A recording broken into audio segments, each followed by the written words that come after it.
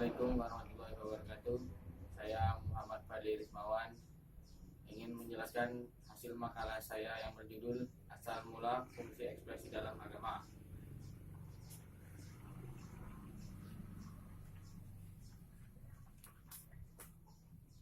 Latar belakang. Dilihat dari perspektif agama, umur agama setua dengan umur manusia. Tidak ada suatu masyarakat manusia yang hidup tanpa suatu bentuk agama. Agama ada pada dasarnya merupakan akumulasi dari kepercayaan tentang adanya kekuatan gaib dan supranatural yang biasanya disebut dengan Tuhan dengan segala konsekuensinya, atau sebaliknya, agama yang ajarannya teratur dan tersusun rapi serta sudah baku ini merupakan usaha untuk melembangkan sistem kepercayaan, membangun sistem nilai kepercayaan, upacara dan segala bentuk aturan atau kode etik yang berusaha mengarahkan penganutnya mendapatkan rasa aman dan tentram. Kehidupan beragama pada dasarnya merupakan kepercayaan terhadap keyakinan adanya kekuatan gaib luar biasa atau supranatural yang berpengaruh terhadap kehidupan individu dan masyarakat, bahkan terhadap segala gejala alam. Kepercayaan ini menimbulkan perilaku tertentu seperti berdoa, memuja dan lainnya, serta menimbulkan sikap mental tertentu seperti rasa takut, rasa optimis, pasrah dan lainnya dari individu dan masyarakat yang mempercayainya. Pembahasan asal mula agama. Dalam buku Profesor Evan Pickard, guru besar antropologi sosial pada Universitas Oxford pada tahun 1946 sampai 1970. Menurut Profesor Evan Pickard, ada dua teori pokok tentang asal usul agama, yaitu sebagai berikut. Yang pertama, yaitu bersumber pada ajaran-ajaran agama wahyu, mengatakan bahwa asal muasal agama adalah dari Tuhan sendiri yang diturunkan kepada manusia ke dunia bersama-sama dengan penciptaan manusia pertama, yaitu Adam, sekaligus juga merupakan nabi pertama. Selanjutnya, dalam perjalanan yang jauh agama mengalami pasang surut. Pada tempat dan kurun waktu tertentu agama diselewengkan oleh pemeluknya, sehingga agama pada dasarnya sifat monoteistik menjadi poloteis dan bahkan animis maupun samanis. Karena itulah kemudian Tuhan mengirim utusan-utusannya untuk meluruskan kembali penyelewengan itu yang tetap terjadi dari masa ke masa sampai dikirimkannya wahyu terakhir kepada Nabi Muhammad SAW.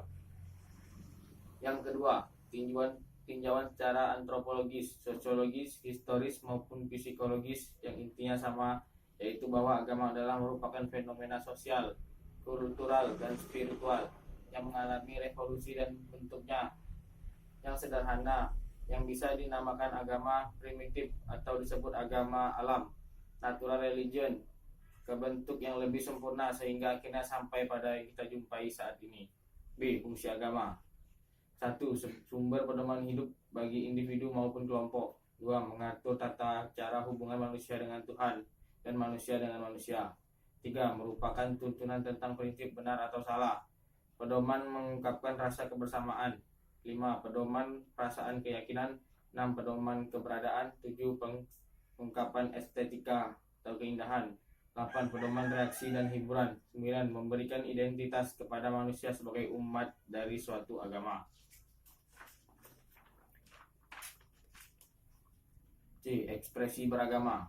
Ekspresi beragama adalah pengungkapan atau proses seorang menyatakan agama dengan memperlihatkan ajaran atau ritual-ritual keagamaan yang dirinya dalam perilaku individu maupun sosial, bahkan juga dalam kesenian dan panggung politik. Keyakinan agama seseorang atau kelompok sangat berpengaruh. Keyakinan agama ini dipengaruhi oleh berbagai faktor, di antaranya pengaruh guru, buku-buku bacaan, lingkungan sosial, mazhab pemikiran yang dianut, tingkat ekonomi, geografi, sistem sebuah pemerintahan, organisasi. Di lingkungan agama besar dunia selalu muncul berbagai mazhab.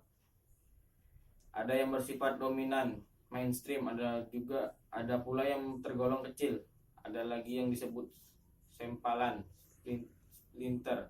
Ini yang ditemukan dalam sebuah agama besar dunia.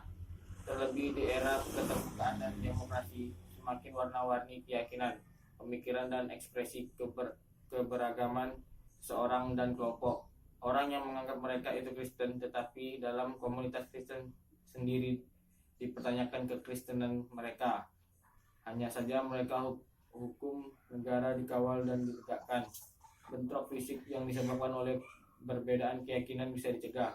Lebih dari itu, mungkin saja mereka memilih damai dan dengan jalan dialog untuk berlomba menyampaikan misi ajarannya, bukan dengan jalan kekerasan. Mereka belajar dari pengalaman pahit perang antar sektor agama di Eropa abad-abad ini.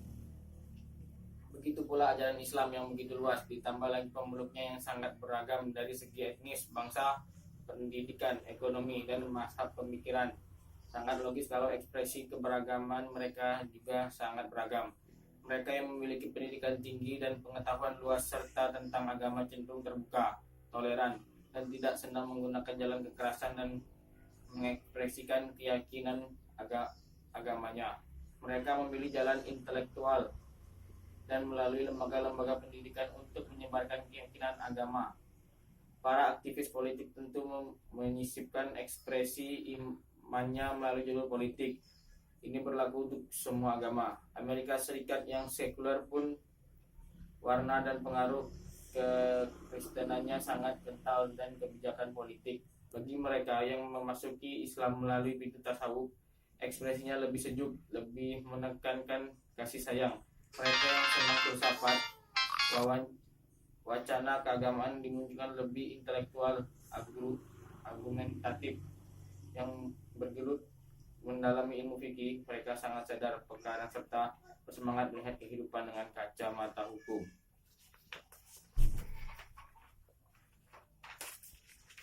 Menutup kesimpulan, berdasarkan uraian makalah di atas, saya menyimpulkan bahwa manusia hakikatnya adalah makhluk biologis, psikologis, dan sosial yang memiliki dua predikat: statusnya di hadapan Allah sebagai hamba Allah yang fungsinya di dunia sebagai khalifah, mengatur alam dan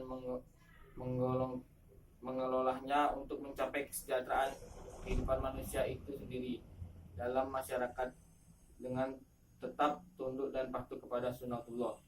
Rasa agama dan perilaku keagamaan, agama dan kehidupan beragama merupakan pembawa dari kehidupan manusia, atau dengan istilah lain merupakan fitrah manusia. Sekian dari makalah saya.